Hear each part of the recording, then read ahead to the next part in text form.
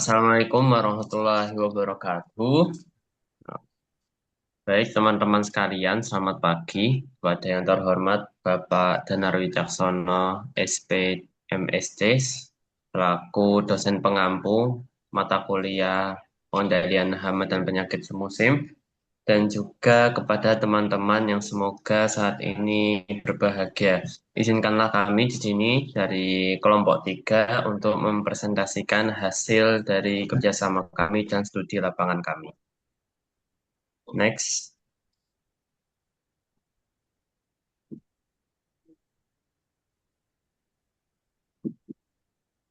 Namun sebelum memasuki materi utama di presentasi kami, izinkan kami untuk memperkenalkan diri terlebih dahulu, mulai dari Saudari Desti. Sebelumnya, perkenalkan saya Kodriah Desti Ayu Tantri dengan NIM akhir 077. Perkenalkan, nama Arum Mulan Setiati dengan NIM 86. Perkenalkan, nama saya Nimas Laila Zamri dengan NIM akhir 084. Dan lanjut dengan saya sendiri, Muhammad Latif Fadila dengan NIM akhir 093. Next.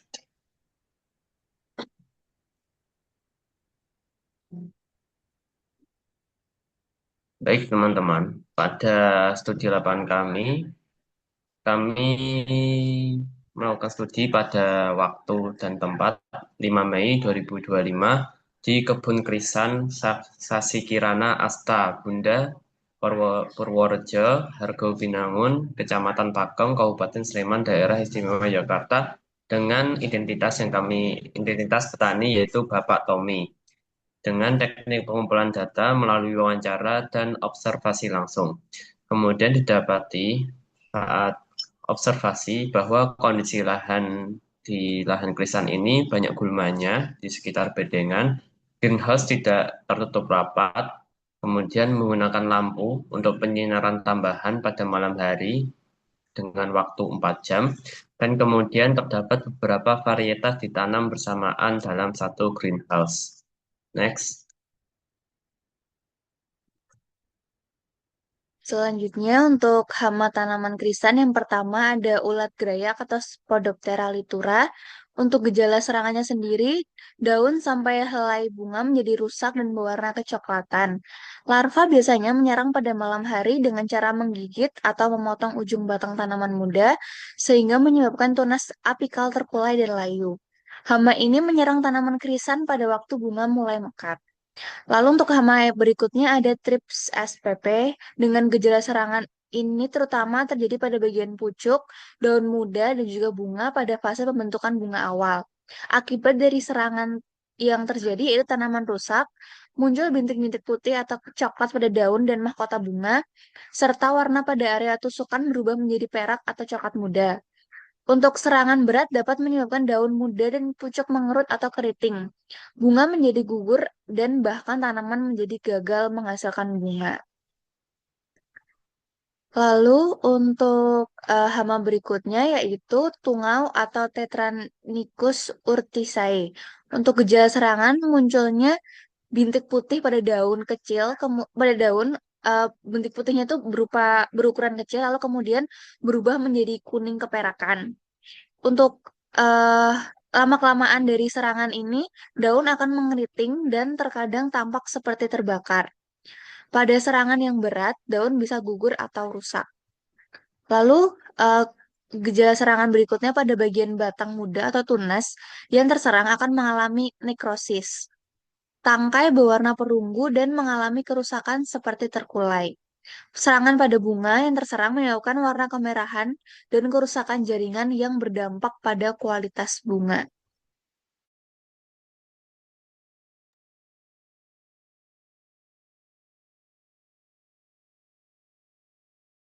Lalu untuk yang selanjutnya yaitu ada penyakit pada tanaman krisan. Yang pertama, penyakit yang sering terdapat di kebun tersebut yaitu ada penyakit karat daun yang diakibatkan oleh jamur Pusi- Pusicina horiana.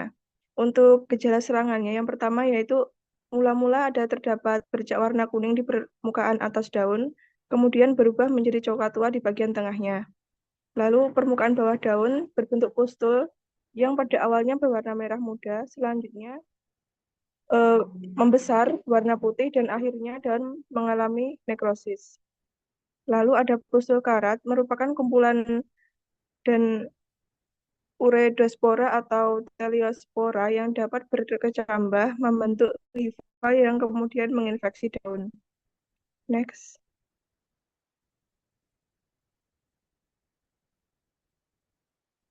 Lalu untuk penyakit tanaman krisan yang kedua yaitu ada penyakit layu fusarium yang disebabkan oleh Fusarium oxyporum.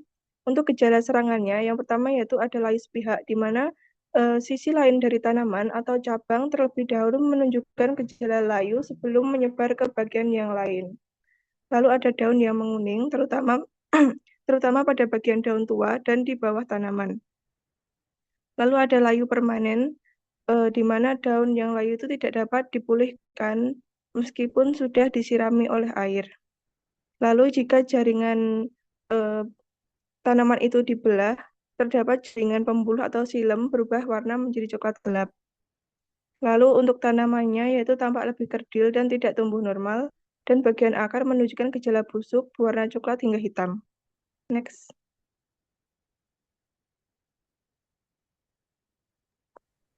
Oke, kemudian masuk ke pengendalian yang dilakukan oleh petani tersebut yaitu Bapak Tony. Yang pertama yaitu menggunakan sticky trap untuk mengurangi hama thrips yang menyerang di greenhouse Pak Tony. Kemudian ada penyemprotan menggunakan pestisida kimia untuk hama thrips dan tungau.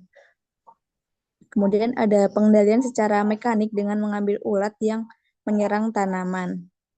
Biasanya ini dilakukan pada sore hari. Kemudian yang terakhir yaitu melakukan perombesan daun dan aplikasi fungisida untuk mencegah karat daun yang disebabkan karena Pusinia horiana. Next.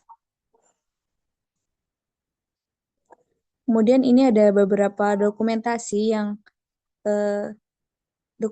dari kunjungan kami. Yang pertama ada foto bersama Bapak Tony, kemudian ada foto saat kita melakukan identifikasi dan beberapa foto hama dan penyakit yang ada di sana. Next.